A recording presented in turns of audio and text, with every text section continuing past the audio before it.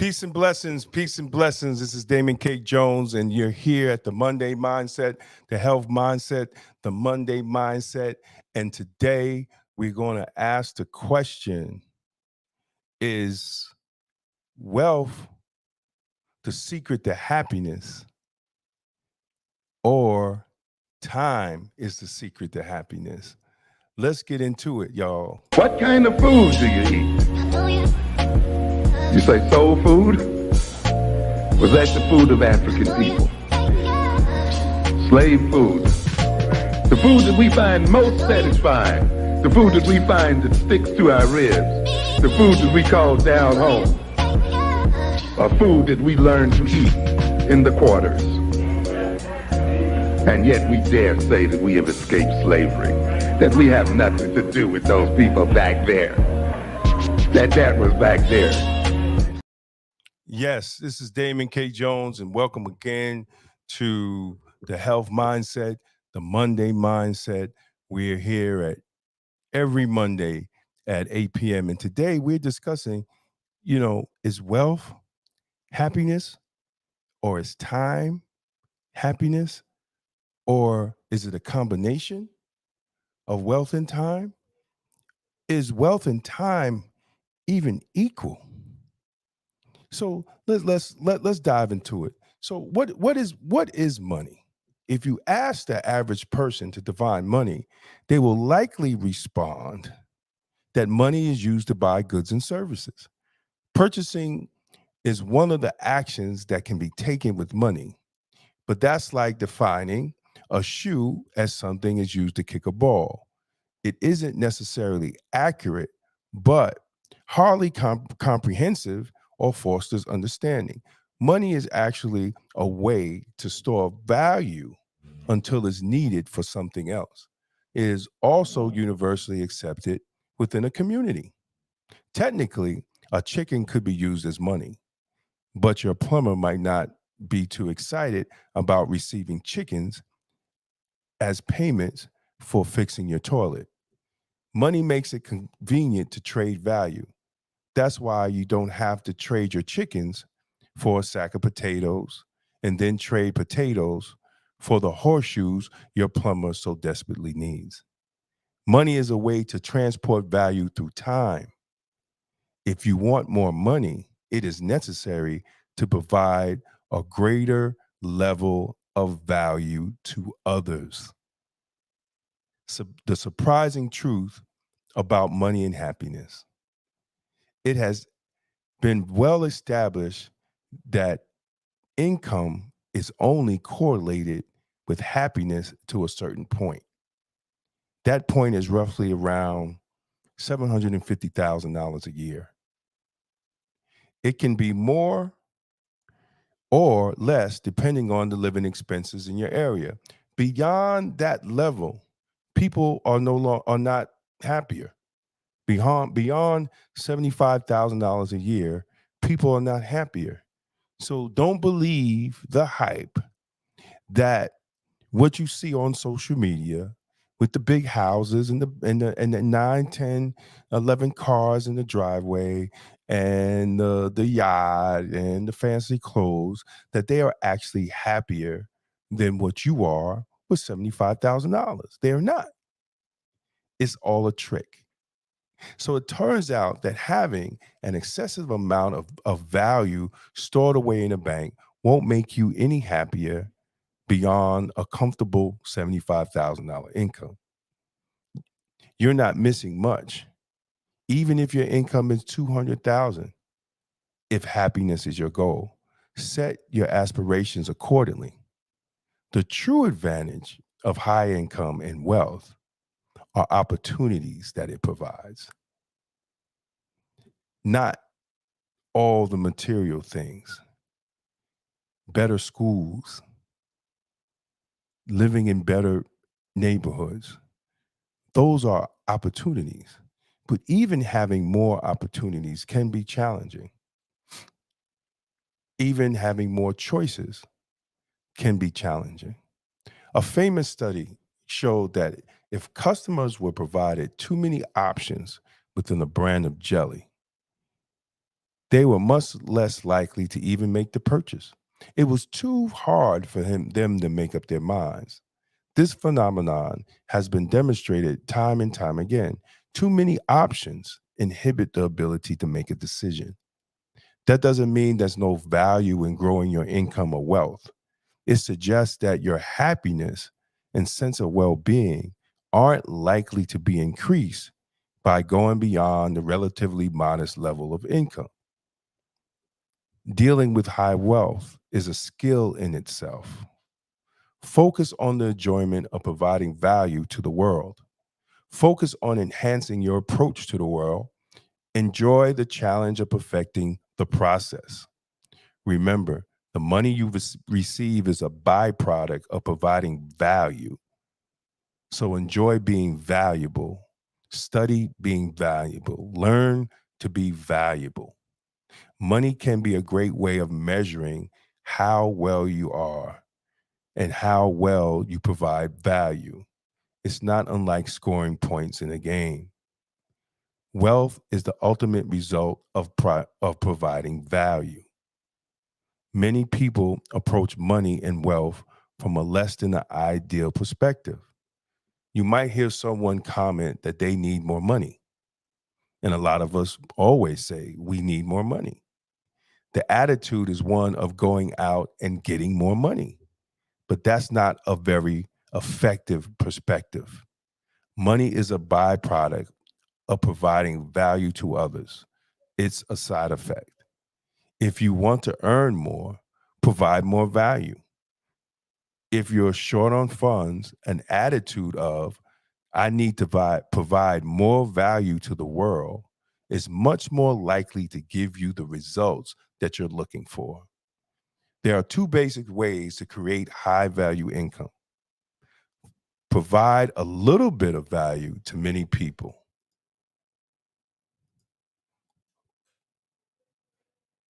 Oh, thank you. Thank you. Thank you. Yes, yes. I feel great. Thank you, definitely. There are two basic ways to create high income. Provide a little bit of value to many people. Walmart is a great example. Walmart doesn't make much money on each item it sells. It's only a couple of percent, but Walmart sells many items. Bill Gates didn't generate his wealth by selling expensive things. Most of his wealth was derived from selling many millions of copies of one thing for $100 a program. Or you could provide much value to few people. Neurosurgeons, neurosurgeons and corporate attorneys are examples of high value with low value.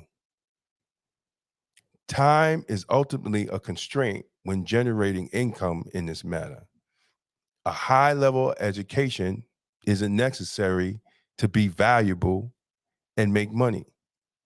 You have YouTubers, you have artists, you have a lot of people that don't have education, but also understand that they create value to society in the world, which gives them wealth.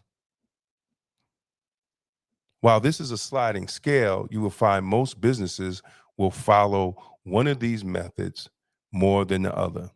So the question is, how can you provide more value to the world? Understanding the link between money and value is essential.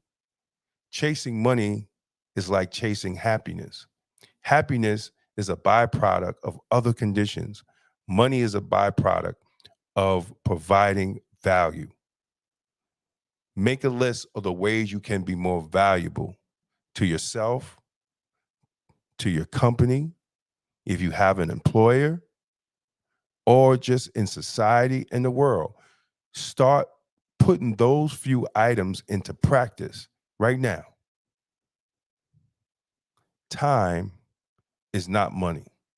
I'm gonna say that again. Time is not money. Even while time and money have certain similarities, they are not equal. Energy is time. Money is an object. But people created both. and we gave them much importance in our lives. Each of them influence our lives. Time is a name that we have given to this phenomenon called motion. It's a word that we use to measure our lives and the world by what we see on a clock, a benchmark, that is.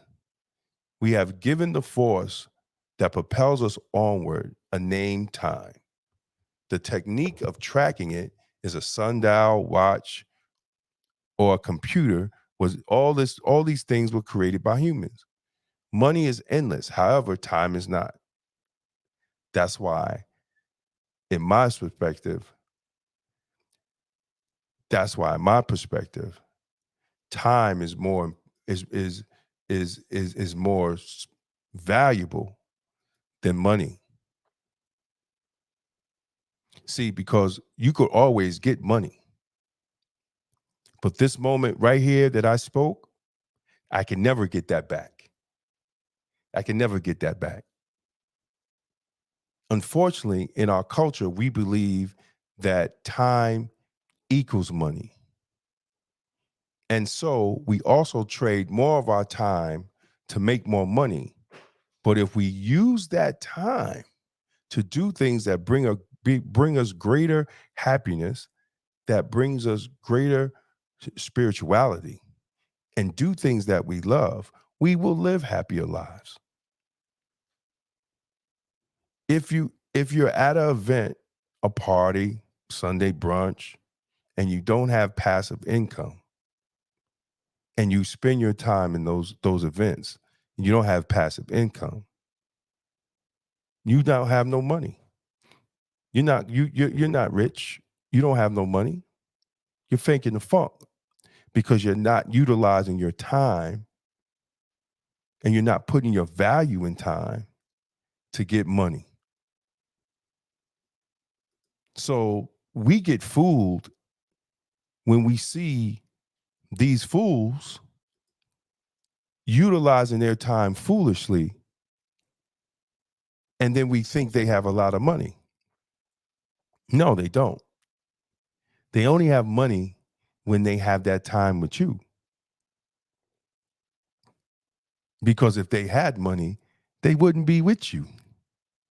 They'll be making more money, and they'll be investing their time to create more money. I hope I'm being clear. Because we get fooled with that. We get fooled with that. See, and the person that values his time and understands his purpose, and he's putting his purpose in his time, he's sowing those seeds. Those are the type of dudes that people say that's boring, because they're not out here doing all this ninja stuff. They're sowing their seeds for wealth. See, they get it. The problem is society has it so twisted, because they're not utilizing their time for service.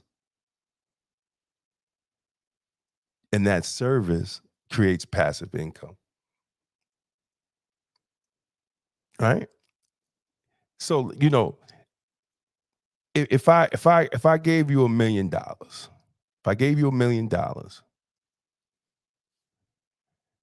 if I gave you $1 million,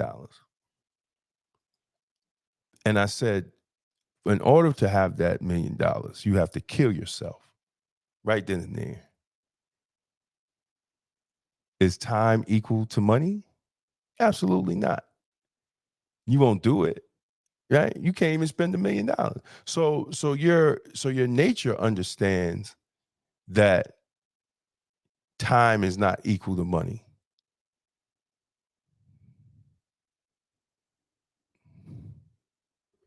So when we look at $1 million and we're putting our time in, and let me just break from the program. This is something here, right? So sister said, congratulations on your retirement, right? So look at the system. Look at the system that we have. So we work like I worked for 33 years in corrections. And I worked for 33 years in corrections. And I get close to 7,500 a month. And the average person will say, yo, that's great, right? That's great. You get 70, you don't even have to work and you get 7,500 a month. You don't have to work. Yeah, but guess what? I put in 33 years. I put in all that time for $7,500 a month. Yo, we as a people are being bamboozled, right?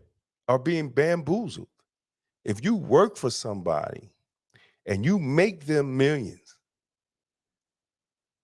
and you put over 30 years in, and over the 30 years, they have made billions, and you walk away with $8,000 a month, and society, and we're so caught up in that, society will say, you're winning?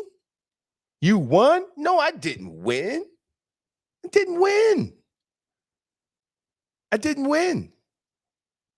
Because I invested 33 years, and some of those years was 16-hour days back to back to back to back. So I invested the majority of my life for someone else for $7,000 a month. See, we have to change the way we look at time. And then, and the unfortunate thing is you don't get it until you get in your 50s, right? Because if I knew this in my 30s, I would have did things different. And this is the great thing about giving knowledge, because you advise younger people that are in their 30s or their early 40s, like, yo, sister, dude, you have to change the way you look at time. You have to change the way you look at wealth. And then you have to create wealth for yourself. At this point, you can make money doing many things. And that's why civil service is hard for them to get young people, because there's so much money everywhere. So where is your value? Where is your value? And if you see where your value is at, jump in it and make money off your value of what you give back to society. That's what you have to do. So, it's like you make $250,000, but technically you're running a deficit. You're running a deficit. Let's say you make 200,000, but you're still running a deficit. That's a nice salary to have, but guess what? Your potential is $1 million. So you in a deficit of 800,000 every time you get a check, every year, because what's inside you, the talent you have, your purpose is worth $1 million, but you're not using that, right? You're actually using your talents for somebody else. How about that? And you're in a deficit every year of 800,000 because what God puts in you is worth $1 million every year. You just have to go do it.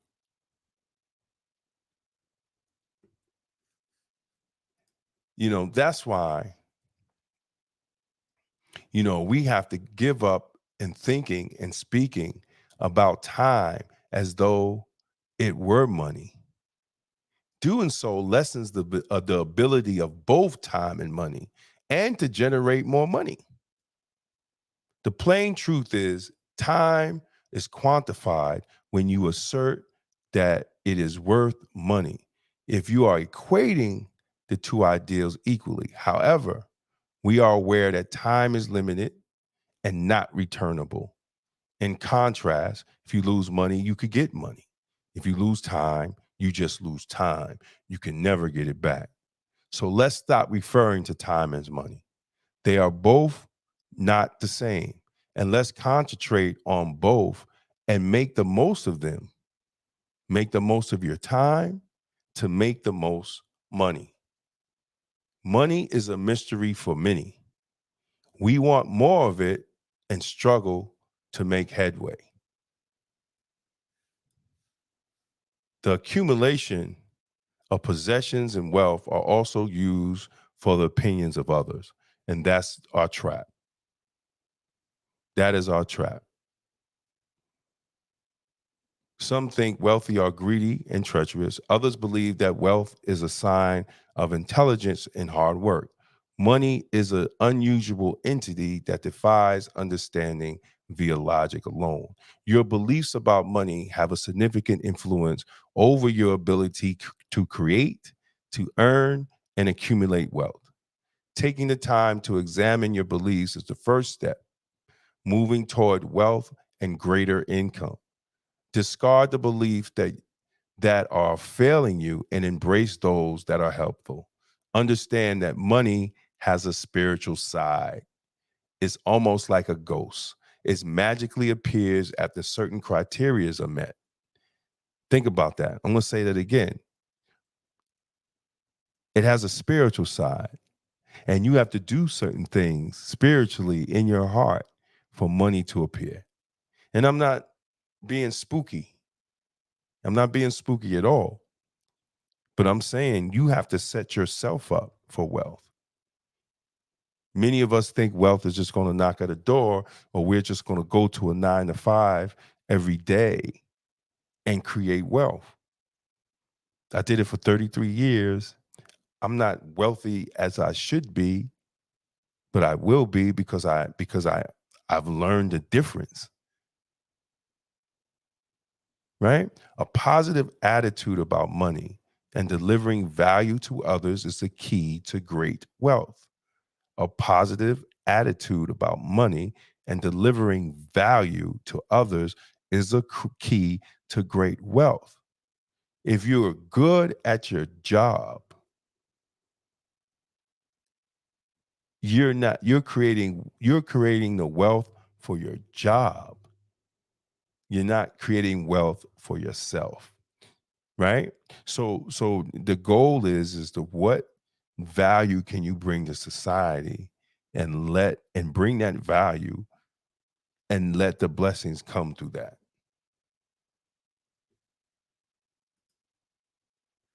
Absolutely. Absolutely. Absolutely. They definitely take years. They took years off my life. I'm trying to get them back. I'm trying to get them back, brother Mike, man.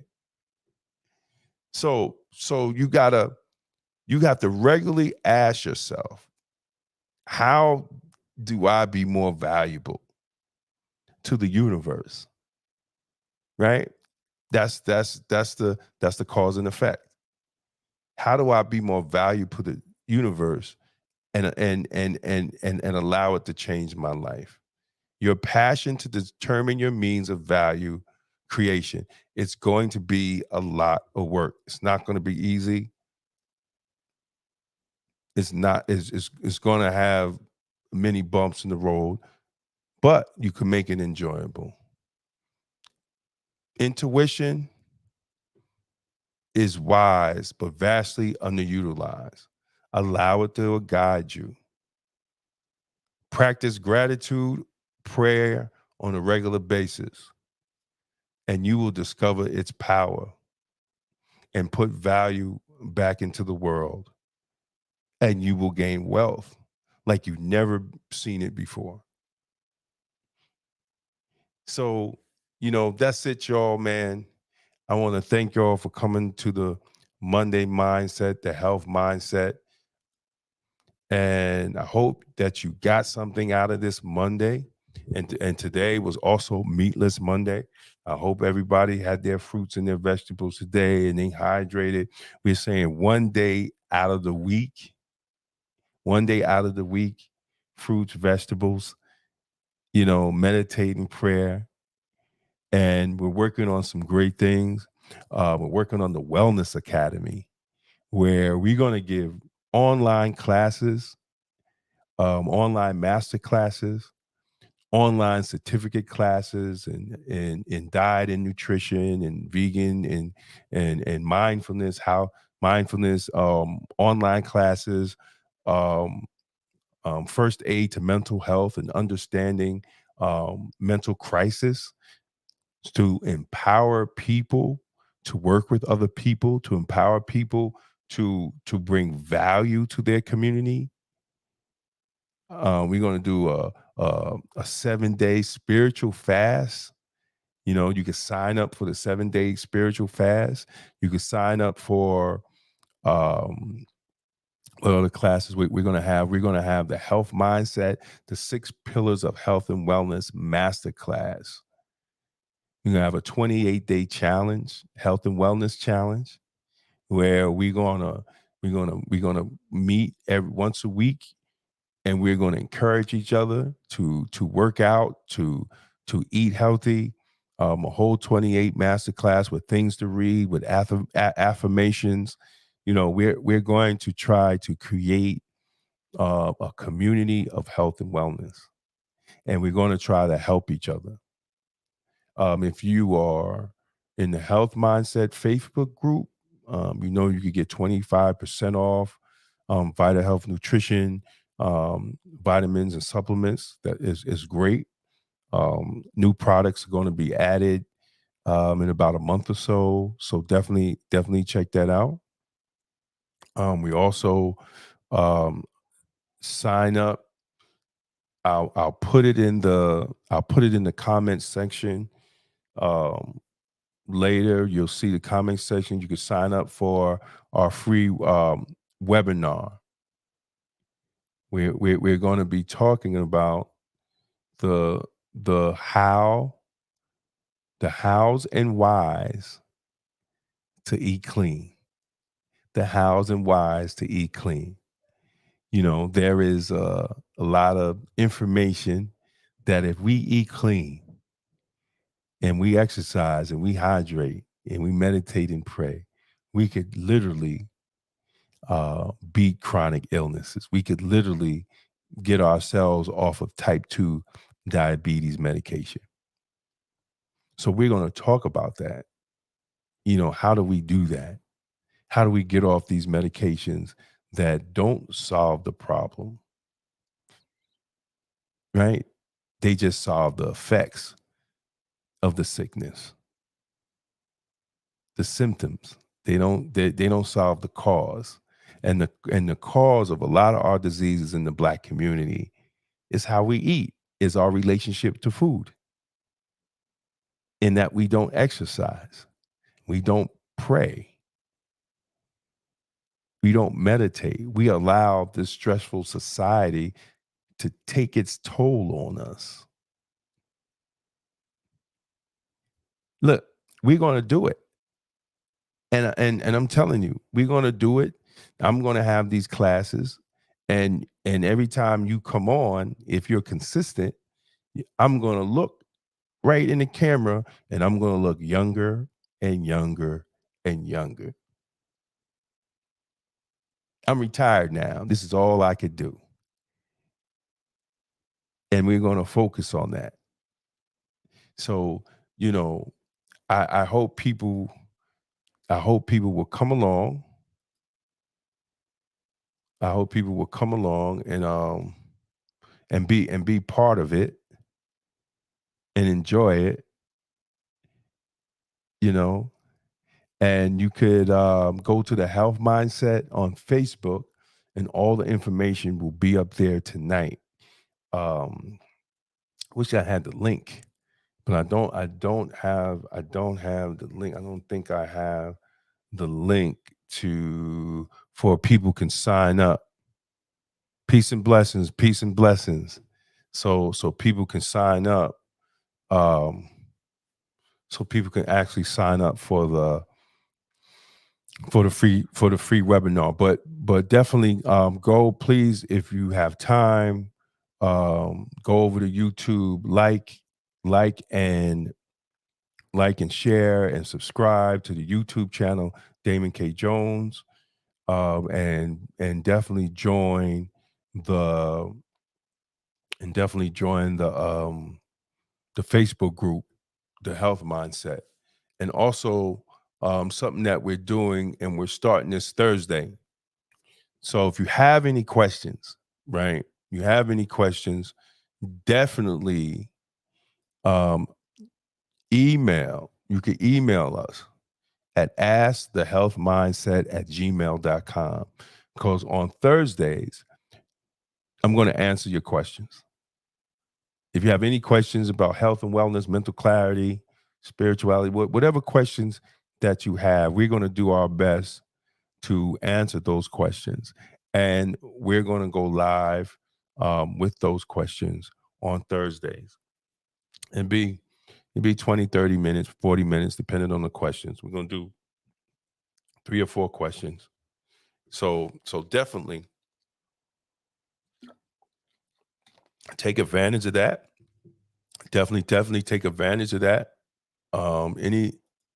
Any questions that you have. So it's ask the health mindset at gmail.com. Ask the health mindset at gmail.com. Email whatever questions you have about health and wellness and mental clarity. So we go live, and we'll talk about those questions. And I'll definitely put the link to the webinar. Definitely put the link to the webinar in there. And when you sign up, after you sign up, you'll get a free ebook. I will email you an ebook. So definitely check that out. And that's it. Thank you. If you're on YouTube, please like and subscribe. Let's get these likes up. Give me a thumbs up. Let's get these likes up, and let's keep talking about health and wellness, talking about different ways we could look how health, wellness, spirituality affects our everyday life.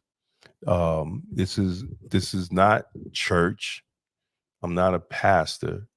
What I'm saying is that all these things are interconnected, and I'm working on a book right now called The Health Mindset, The 6 Pillars of Health and Wellness, where we look at that all these are interconnected: spiritual health, mental health, physical health, purposeful health, social health. All those are interconnected. We can't keep looking at these things that they are separate. They're not separate. They're all connected. God is not the author of confusion. So he will not give us all these different compartments in our lives and that they won't be connected to each other.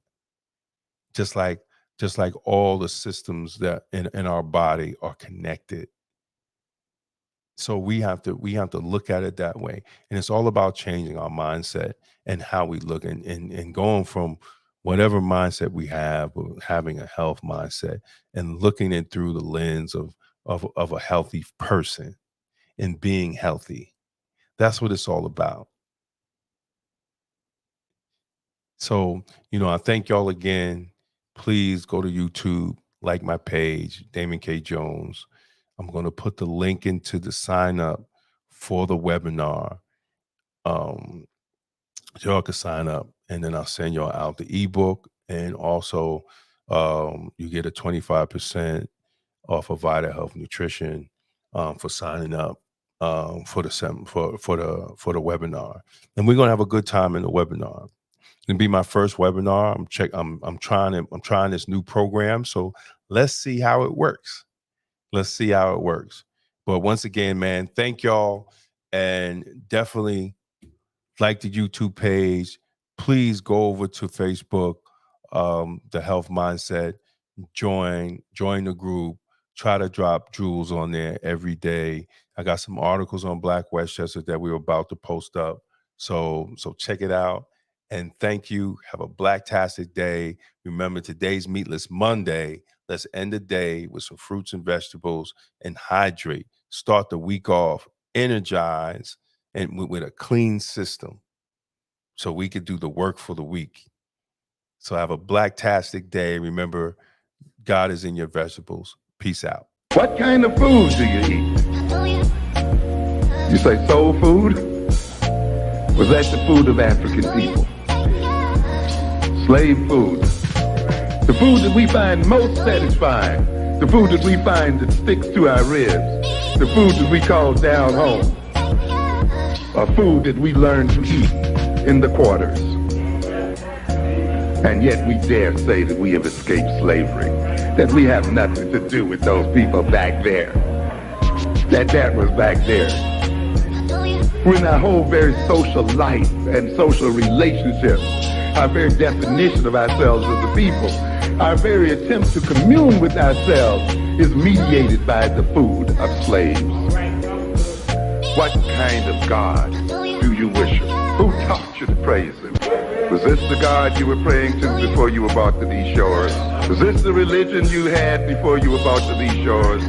How can you then, who define yourself, the very essence of yourself, and the very essence of your soul, and organize the very nature of your life here on earth, based on a God handed to us by our slave masters?